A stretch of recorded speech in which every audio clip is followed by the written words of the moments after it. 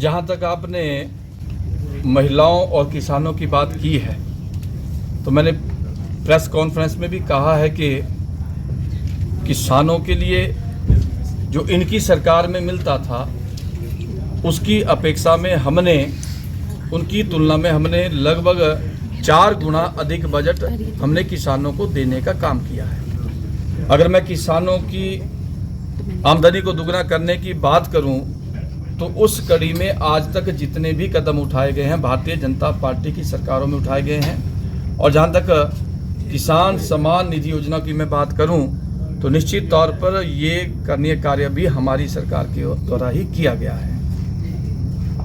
विनोद जी, हिमाचल को के इस बजट के अंदर हिमाचल प्रदेश को लेकर के चाहे हम टूरिज्म सेक्टर की बात करें, चाहे हम फार्मा की बात करें, चाहे हम औद्योगिक क्षेत्र की बात करें, तो हर क्षेत्र में सरकार ने बेहतर करने की कोशिश की है।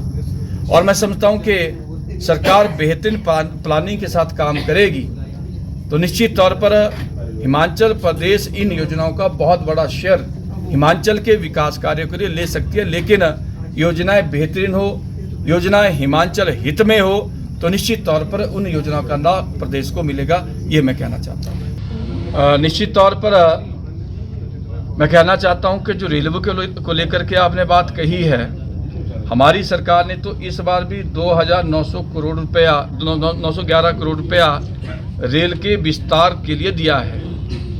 लेकिन प्रदेश ने जो अपना शेयर जमा करना था वो आज का नहीं है, वो पिछले 3 सालों से केंद्र बार बार प्रदेश से आग्रह कर रहा है। लेकिन प्रदेश सरकार शायद इस बात के लिए एग्री नहीं हो पा रही है, इस बात को नहीं चाह रही है कि हिमाचल में रेल नेटवर्क बढ़े।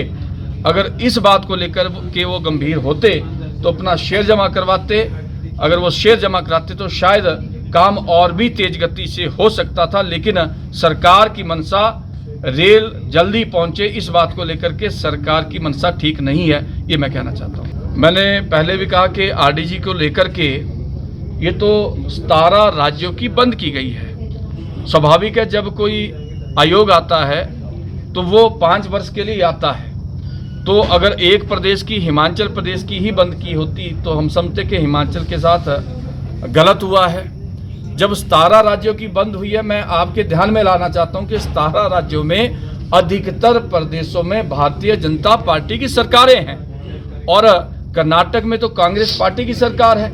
जब कर्नाटक सरकार इसका समर्थन कर रही है तो हिमाचल प्रदेश सरकार को क्या दिक्कत हो रही है, हमें ये समझ नहीं आ रही है। निश्चित तौर पर आपने इंफ्रास्ट्रक्चर को लेकर के जो बात कही है तो उसमें चाहे सड़क की बात हो, चाहे रेल मार्ग की बात हो, और इस बजट में अगर आपने देखा होगा तो मंडी के अंतर्राष्ट्रीय एयरपोर्ट को लेकर के भी उसमें जिक्र हुआ है, उसमें भी हिमाचल प्रदेश सरकार को केंद्र सरकार ने फंड्स दिए हैं। मैं समझता हूं कि इंफ्रास्ट्रक्चर डेवलपमेंट के माध्यम से निश्चित तौर पर हिमाचल प्रदेश में बहुत बड़ा लाभ होगा। मैं पहले भी इस बात को कह रहा था, मैं अब भी इस बात को कह रहा हूं, अगर आज हिमाचल प्रदेश विकास की राह में आगे बढ़ा है तो उसमें केंद्र सरकार का बहुत बड़ा कंट्रीब्यूशन है। अगर हमें विशेष राज्य का दर्जा नहीं दिया होता तो आज हिमाचल किस स्थिति में होता, इस बात को भी समझने की आवश्यकता है। इसके लिए मैंने जैसे कहा था कि पिछली बार 21,000 करोड़ रुपए का बजट हिमाचल को मिला था, तो स्वाभाविक है कि इस बार उससे कहीं बढ़कर के बजट जो है हिमाचल प्रदेश को केंद्र सरकार की ओर से दिए जाने का अनुमान है। हमारा अनुमान है कि उससे अधिक बजट जो है वो प्रदेश सरकार को मिलेगा, वो निश्चित तौर पर। ठीक है।